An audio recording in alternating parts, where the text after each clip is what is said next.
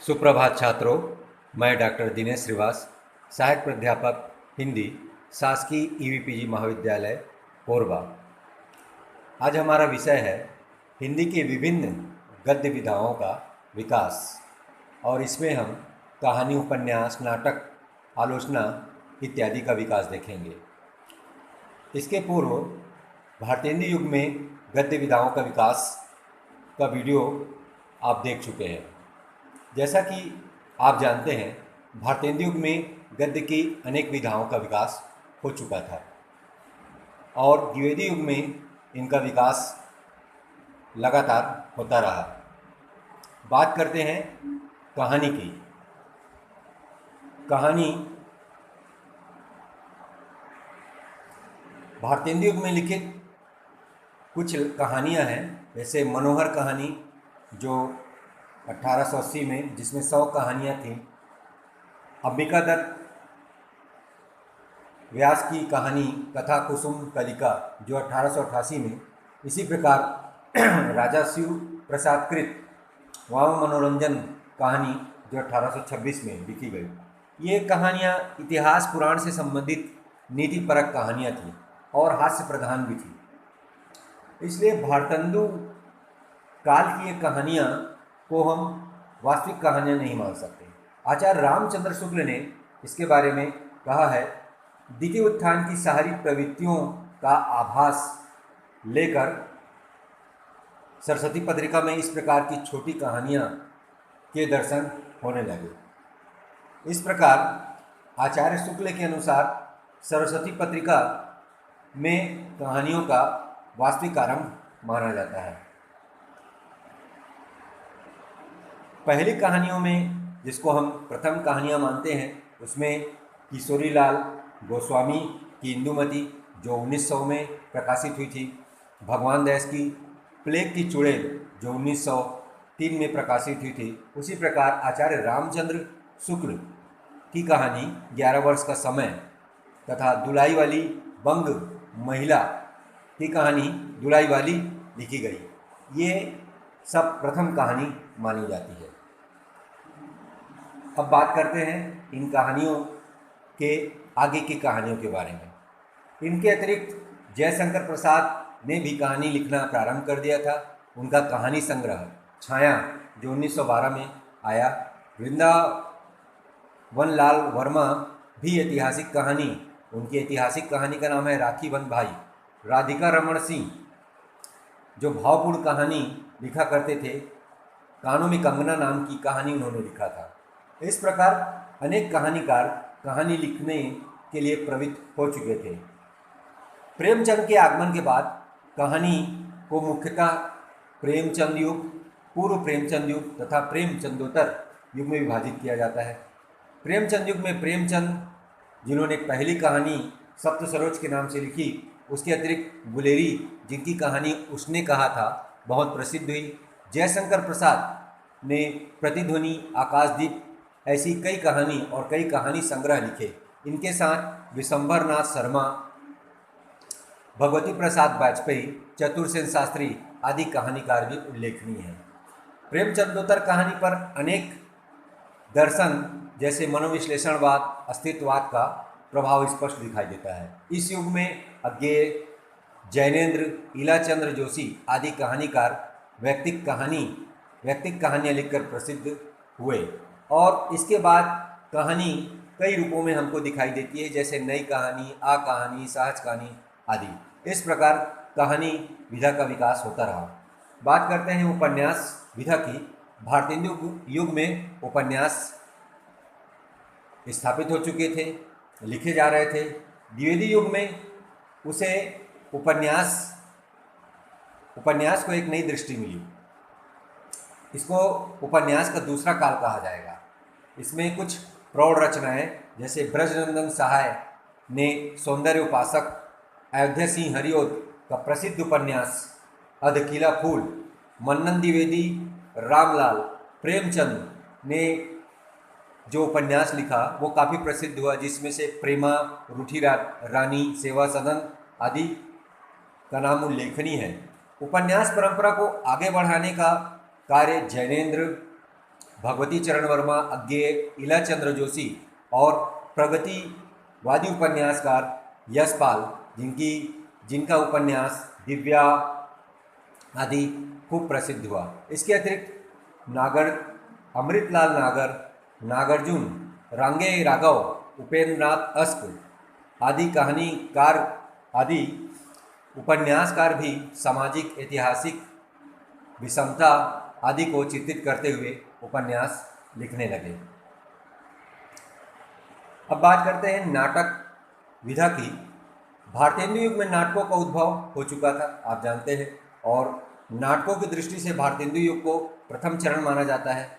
इसलिए द्वितीय चरण में जिसको हम 1916 से 1935 के बीच का समय मानते हैं, जयशंकर प्रसाद के साथ वियोगी हरि, कौशिक, मिश्र बंधु, सुदर्शन, गोविंद बल्लभ पंत, बेचन शर्मा, सेठ गोविंदास, लक्ष्मी नारायण मिश्र और लक्ष्मी नारायण लाल आदि उच्च कोटि के लेखकों ने नाटकों की रचना प्रारंभ कर दिया और इन्हें प्रसिद्धि भी मिली।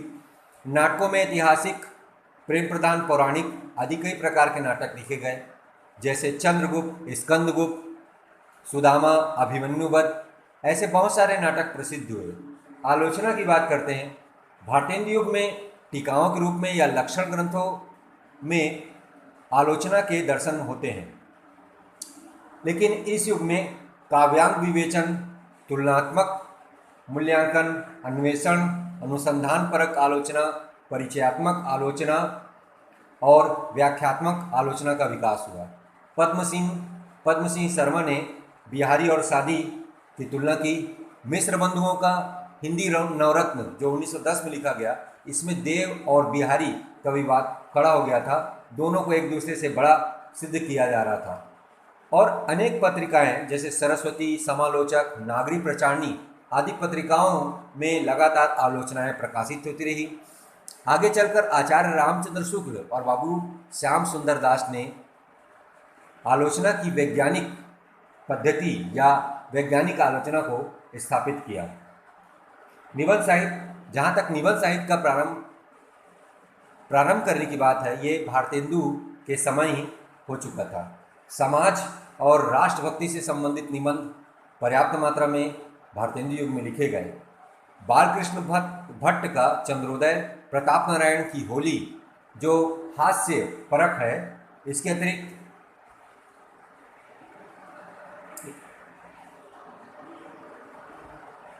अतिरिक्त महावीर प्रसाद द्विवेदी अपने युग के सबसे शक्तिशाली लेखक और संपादक माने जाते हैं। इनके निबंध भी उच्च कोटि के हैं और इनके निबंध मनोरंजक और विचारात्मक निबंध हैं। मेघदूत और कवि और कविता इनके काफ़ी उल्लेखनीय निबंध हैं। गोपाल राम गहवरी जिन्होंने रिद्धि सिद्धि, गोविंद नारायण जिन्होंने कवि और चित्रकार, श्याम सुंदर दास जिन्होंने समाज और साहित्य, तथा अध्यापक पूर्ण सिंह जिन्होंने सच्ची वीरता और मजदूरी और प्रेम नामक निबंध लिखकर निबंध साहित्य को समृद्ध किया। निबंध के क्षेत्र में आचार्य शुक्ल का जब पदार्पण हुआ तो उन्हें युग प्रवर्तक माना गया। भाव या मनोकार से संबंधित निबंध हो या आलोचना से संबंधित निबंध हो, सभी भी उन्होंने उच्च मार्गदर्शन किया। उनकी श्रद्धा भक्ति, आत्मग्लानि, चिंतामणि आदि निबंध प्रशंसनीय हैं। और शुक्लोत्तर युग की बात करें तो हजारी प्रसाद द्विवेदी, डॉक्टर नगेंद्र, रामविलास शर्मा, विद्यानिवास मिश्र, कुबेरनाथ राय आदि के नाम भी उल्लेखनीय हैं जो अच्छे निबंधकार माने जाते हैं। इसके बाद हम बात करते हैं एकांकी। हिंदी एकांकी का स्वतंत्र अस्तित्व लगभग 1930 के आसपास ही सुरक्षित हुआ, ऐसा हम मान सकते हैं। इसके प्रथम चरण में भारतेंदु युग के कई जो नाटककार थे, उनके नाटकों जो छोटे नाटक थे, उनको हम एकांकी के स्वरूप में देखते हैं। इसमें है खत्री जी की गुन्नौर की रानी, स्वयं भारतेंदु की भारत दुर्दशा, भारत जननी और हरियोत की प्रद्युम्न विजय। इस प्रकार अगर इस युग को अर्थात द्विवेदी युग को द्वितीय चरण माने, एकांकी का द्वितीय चरण माने, तो प्रसाद के एक घूंट को इसका प्रारंभ मान सकते हैं, और इसके तृतीय चरण के लिए हम भुवनेश्वर प्रसाद के कारवा को मान सकते हैं। इस प्रकार राम कुमार वर्मा जिन्होंने रेशमी टाई दीपदान, जगदीश चंद्र माथुर जिन्होंने कोणार्क, और लाला वृंदावन लाल, लक्ष्मी नारायण मिश्र, राम वृक्ष बेनीपुरी, और आगे चलकर मोहन राकेश जिन्होंने बहुत बड़ा सवाल नामक एकांकी लिखा, जो प्रशासनिक कार्य क्षमता के ऊपर चर्चा करता है। ये अच्छे एकांकीकार माने जाते हैं। इस प्रकार एकांकी विधा जो है लगातार पल्लवित पुष्पित होती रही। अब बात करते हैं गद्य के अन्य विधाओं के, जिसमें जीवनी साहित्य। आप जानते हैं कि भारतेंदु ने जीवनी साहित्य लिखा और अपने मंडल के लेखकों को प्रोत्साहित किया उसको लिखने के लिए। उसी प्रकार महावीर प्रसाद द्विवेदी ने भी जीवनियाँ लिखी, जिसमें सुकवि कीर्तन उन्होंने 1924 में और चरित चर्चा 1929 में लिखकर अन्य लेखकों को प्रेरित किया।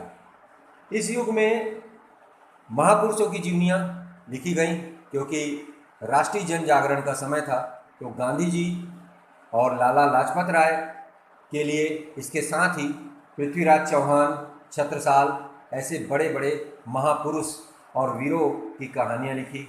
और जीवनी कहानी जो लेखक है वो गंगा प्रसाद गुप्त, परमानंद, ललिता प्रसाद वर्मा आदि प्रसिद्ध है इस युग में। संस्मरण और यात्राविद की बात करते हैं, यात्राविद विधा की बात करते हैं। भारतेंदु युग में ये स्थापित हो चुका था, और भारतेंदु युग की परंपरा का निर्वहन करते हुए बाद के कवि, द्विवेदी युग के कवि लोचन प्रसाद पांडे और उसी प्रकार अन्य कवि, लोचन प्रसाद पांडे ने हमारी यात्रा में जो है यात्राविद को संकलित किया। राहुल सांकेत्यायन जो बाद में यात्राविद के लिए प्रसिद्ध हुए, उन्होंने मेरी यूरोप यात्रा में यूरोप के कई चित्र हमारे सामने रखे हैं। संस्मरण और रेखा चित्र की बात करें तो संस्मरण और रेखा चित्र का प्रारंभिक रूप तो भारतेंदु युग के उत्तरवर्ती समय में मिलने लगा था, लेकिन रेखा चित्र का विकास इसी युग में हुआ है, ऐसा हम मान सकते हैं।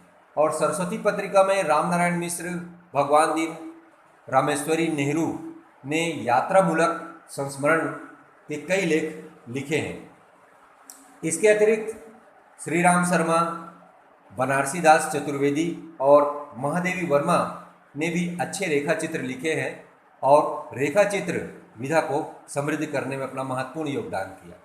इसके अतिरिक्त इन गद्य रूपों के अतिरिक्त गद्य काव्य लिखने की परंपरा भी इस युग में स्थापित हो गई थी। इसमें गद्य लेखिकाओं में दिनेश नंदिनी डालमिया सदृश लेखकों ने इस कार्य को आगे बढ़ाया। इस युग में पत्र साहित्य भी लिखा जाने लगा और पत्रावली, जिसमें नेताजी सुभाष चंद्र बोस के लगभग 153 पत्रों का संग्रह है, भी लिखा गया। व्यक्ति विशेष के गुणों से प्रभावित होकर अभिनंदन ग्रंथ और स्मृति ग्रंथ लिखने की परंपरा का सूत्रपात भी इसी युग में हुआ। इस प्रकार हम कह सकते हैं कि द्विवेदी युग में भारतेंदु युग की परंपरा का निर्वहन करते हुए या नई विधाओं को जन्म देते हुए लगातार गद्य की विधाएं विकसित होती रही, जो आज वर्तमान समय तक चल रही है। धन्यवाद।